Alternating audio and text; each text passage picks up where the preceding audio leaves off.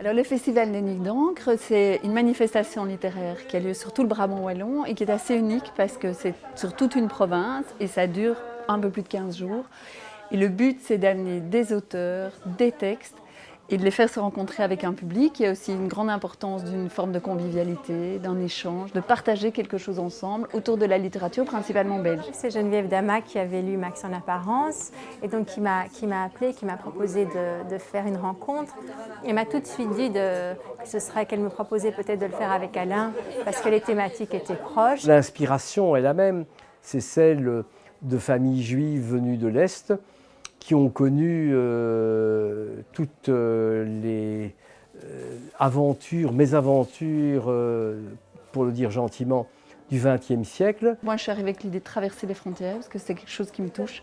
Parce que je trouve que la littérature, elle élargit notre point de vue, elle nous permet de sortir de nos vies étroites. C'est des frontières géographiques, des frontières idéologiques entre l'Allemagne de l'Est et l'Allemagne de l'Ouest.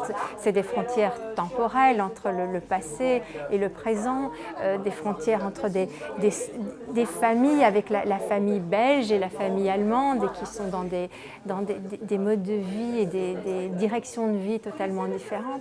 Et Max, de l'endroit où on le regarde, il apparaît différemment. Donc travailler finalement sur les frontières, c'était vraiment une belle entrée dans la matière. Où sont les frontières? Y a-t-il des frontières encore?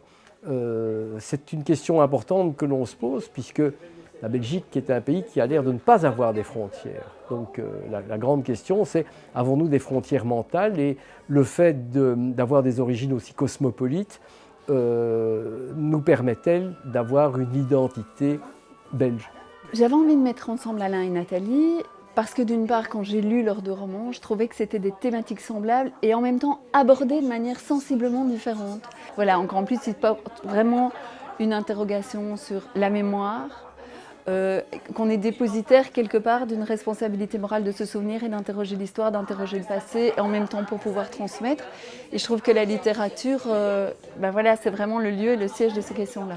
C'est vraiment, et mon livre et le livre d'Alain, des livres qui s'inscrivent dans l'histoire du XXe siècle, et c'est une histoire où tout est mélangé finalement, parce que bon, évidemment ça croise la Deuxième Guerre, ça croise le nazisme, mais le communisme est tout à fait présent, et ce sont des personnes qui n'avaient pas de papier, c'était des apatrides, et finalement après qui se retrouvent ancrés dans une réalité dans une histoire qui les enferme, parce que Max, il n'a pas envie d'être réduit à son histoire d'Auschwitz, c'est plein de choses, c'est toute une vie après, et donc c'est cette idée, voilà, d'hommes qui viennent de plein d'histoires différentes et puis après qui vont être enfermés dans une seule identité, ce qui ne leur convient pas non plus. Ce qui me plaît tellement dans l'identité belge, c'est le fait que c'est peut-être le plus cosmopolite des 28 pays de l'Union. C'est un pays dans lequel tout le monde a un ancêtre d'un pays, un cousin d'un autre, un beau-frère d'un troisième, dans lequel tout le monde a croisé et baisé avec des immigrés.